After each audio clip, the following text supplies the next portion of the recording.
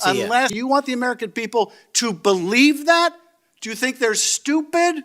No. I think the American people believe the truth, that I'm not in the weeds on the everyday movements of you're inmates. not in the weeds? What I am doing is protecting this country, providing historic reform, and combating the weaponization of intelligence by the likes of you. And we have countlessly proven you to be a liar in Russiagate, in January 6th. You are the biggest fraud to ever sit in the United States Senate. You are a disgrace to this institution and an utter coward. So let me just be precise, and I ask for a yes or no answer. Did you ever terminate or discipline an FBI employee in whole or in part because they had been assigned or worked on an investigation of Donald Trump or January 6th? FBI yes or no? employees are only terminated yes if or they no, fail Mr. to uphold Patel? their oaths of yes office or no? and duty. You're not answering my question. I don't have to answer your question yes or no because you're setting up a trap so you can have a media narrative. I'm not setting up a trap. As Kash Patel took his seat, the whole Congress leaned forward. This wasn't just another routine oversight hearing. This was a long-brewing confrontation, a head-on collision of clashing stories about the FBI, political meddling, the Epstein files, and the credibility of one of the most polarizing figures in modern politics, Adam Schiff. Questions started flying, and they weren't softballs. Schiff hammered Patel on alleged political firings inside the FBI, pushing hard for simple yes or no answers, trying to box him into a corner for a viral clip. But Patel didn't budge. He stayed rock solid, refusing to get sucked into those soundbite traps. Then, out of nowhere, the whole hearing pivoted hard. The spotlight swung to Jeffrey Epstein, his files, and years of burning, unanswered questions. The tension shot through the roof. Patel fired back, not with cheap shots, but with controlled, fact-based, unflinching pushback. He called out Schiff for twisting investigations, misleading the public, and leaning on drama over actual evidence. And in one jaw-dropping moment, Patel dropped a line that left the entire room dead silent, exposing what he called the real game, political manipulation dressed up as oversight. Let's dive in. Thank you, Mr. Chairman. Mr. Patel, during your confirmation hearing, you made several important commitments. For instance, you told Senator Coons there will be no politicization at the FBI. There'll be no retributive actions taken by any FBI should I be confirmed as FBI director. So let me ask you very specifically, did you ever take any action to terminate or discipline an FBI agent or employee in whole or in part as retribution for being part of an investigation of Donald Trump or January 6th? No.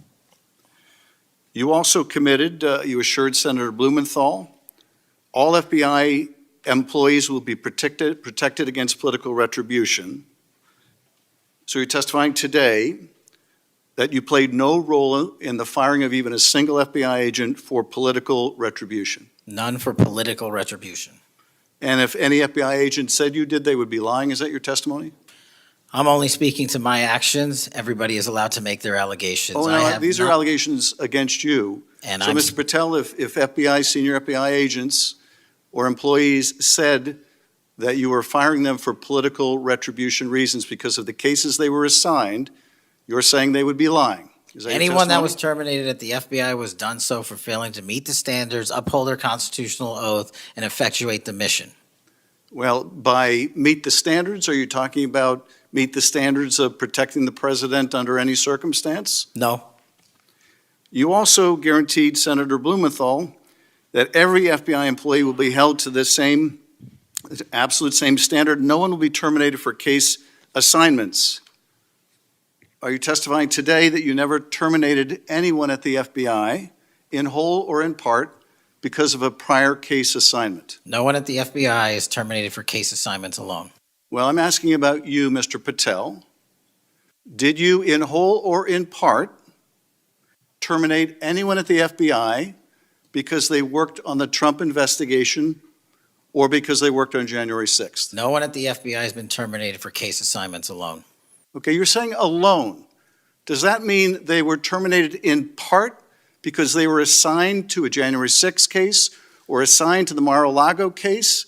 You're being very precise here, Mr. Patel. You're saying alone. That means they were fired in part because they were assigned those cases. Is that your testimony? Absolutely not. But if you want to keep Okay, putting words well, in my mouth, then go let me ahead. ask you, let's strip away the word alone. did you terminate or participate in any discipline of any FBI employee in whole or in part because of their work on an investigation of Donald Trump or January 6th? Yes or no? Any terminations at the FBI by employees. No, I'm asking you a very specific question. And I'm question. going to answer the question, but you don't like the answer because it's the No, truth I and it guts want your an answer to my narrative. question. I don't want an answer to someone else's question. So let me just be precise, and I ask for a yes or no answer.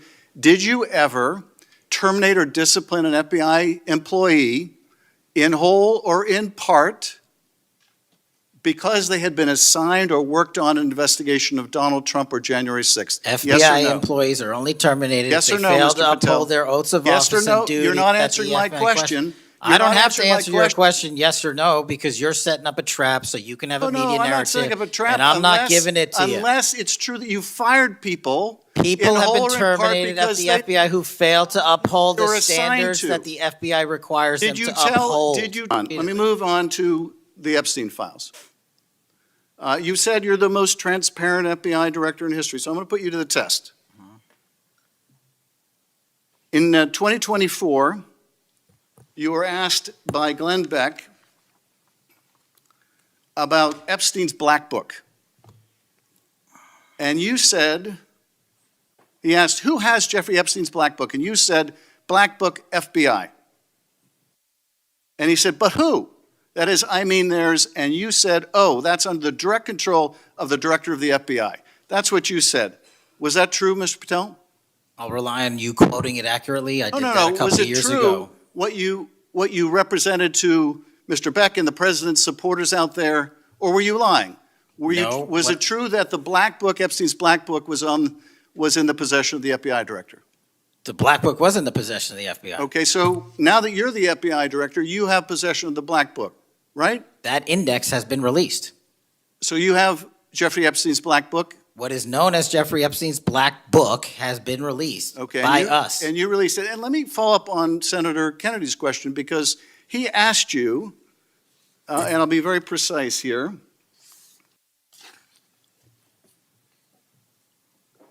You've seen most of the files. Who, if anyone, did Epstein traffic these young women to besides himself? And you said, himself, there's no credible information, none. If there were, I would bring the case yesterday that he trafficked to other individuals. And Kennedy, the information we have, again, is limited. And Senator Kennedy said, the answer is no one. And you said, for the information we have. So is it your testimony today that in all the Epstein files, that Jeffrey Epstein trafficked no one to anyone but himself? Is that your testimony, Mr. I never Patel? said Jeffrey Epstein didn't traffic anyone else. Did he traffic any young woman to someone other than himself? That was Mr. Kennedy's question, And I Senator Kennedy's said question. the information that 3 administrations have had access to I'm have asking made you- determinations that there are no investigative leads that were credible to prosecute and investigate any others. I'm specifically I'm asking stating you whether we it's were your working on. testimony today. Well, you just read that it, and I said it 10 minutes ago, so let the record reflect my I testimony. just want to make sure there's no misunderstanding, because there are victims like Virginia Guifer who have testified otherwise, who have said otherwise, and you're telling the American people today that the Epstein list is a single name and it's Jeffrey Epstein. That's what we're to believe? That's not what I'm saying. That's what you're saying, and Well, you can say whatever you want. Let me ask you this. When Todd Blanche went to interview Ghislaine Maxwell, she said, but did I think these guys were coming for that? I really don't. If you met Epstein, there's no way that this cast of characters, of which it's extraordinary, and some are in your cabinet, who you value as your co-workers, and you know would be with him if he was a creep or because they wanted sexual favors. A man wants sexual favors, he will find that. They didn't have to come to Epstein for that. And the next question Todd Blanche, the president's former criminal defense lawyer, asked is not who in the cabinet, who are you referring to? His question is, so when's the last time you think you were with Mr. Epstein when he got a massage?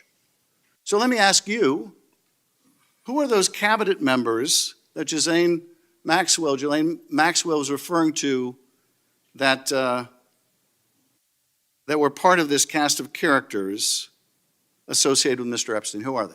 The Deputy Attorney General took the aggressive step that no one else did and interviewed Miss Maxwell for I'm 2 asking you, days, and are we the released who are the the cabinet entirety members? of that Who are the cabinet transcript. members? I do not have that transcript in front of me. You're picking it piecemeal. The American And- public can read the entirety of Let me ask you that. one last question, because you clearly won't tell us the cabinet members associated with Mr. Epstein. Let me ask you one last question.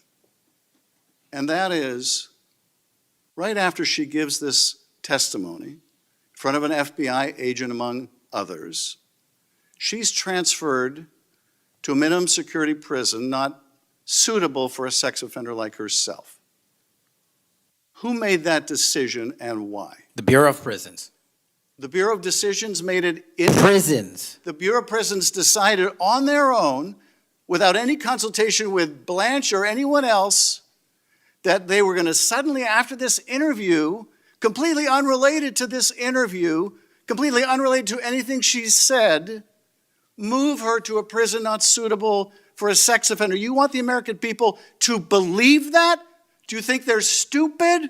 No. I think the American people believe the truth, that I'm not in the weeds on the everyday movements of you're not in inmates. the weeds? What I am doing is protecting this the country, most providing historic significant reform, witness- and the most combating the significant witness, weaponization of the intelligence Epstein by the files likes of you. cover-up And we have gets countlessly proven you to from be a your liar in administration, Russiagate, in and you January call that 6th. being You are in the the biggest weeds? fraud to ever sit in the This United States stinks to Senate. high You are a heaven. disgrace to this This stinks to high institution heaven. and an utter coward. And I'm not surprised.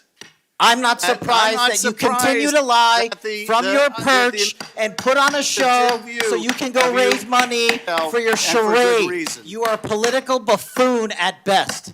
Well, you can take an internet troll. Take and it to you the can bank take an that the internet- FBI is you protecting can this make an country internet troll. and the state and The FBI citizens of the director California. will We are always bringing be nothing historic more than an reform. internet Point of troll. order. But all you care about is a child sex predator that was prosecuted by a prior administration, and the Obama Justice Department and the Biden Justice Department did squat. And what did President Trump do? Bring new charges courageously. And what have we done? Chairman, You said take I'm the control most of this transparent situation. FBI director in history. Take control of this 33,000 pages of information to you. I challenge you to say anything credibly to the truth.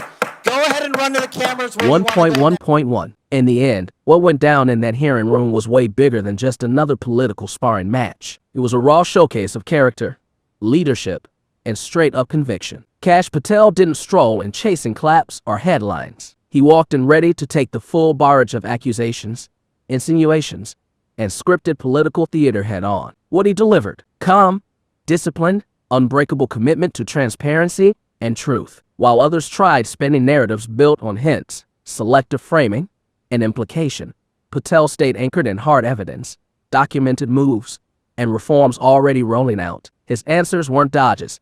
They were clear-cut clarifications rooted in facts. His pushback wasn't rebellion. It was guarding against forced yes or no traps designed to twist reality. Every step of the way, he picked precision over performance, integrity over drama, truth over political expediency. The hearing made one thing undeniable: Kash Patel carries a sense of duty that doesn't crack under fire. He hammered constitutional standards, highlighted the release of tens of thousands of pages of docs, pointed to findings across multiple administrations, and reminded the committee that justice can't be manufactured through pressure or spin. Instead of folding to the script, he showed what real principled leadership looks like when the spotlight's blazing hot. What made him commanding wasn't yelling or grandstanding. It was the steady tone, the crystal clear answers, the discipline to sidestep every trap without breaking stride. He embodied something rare in today's politics: the guts to challenge dominant headlines, and the resolve to keep truth front and center over speculation. For all the back and forth in that chamber, one fact stood out loud and clear: Kash Patel walked out stronger, steadier, and more credible than when he walked in. He proved accountability isn't about noise. It's about transparency. Leadership isn't about volume. It's about making sense. That's the bottom line.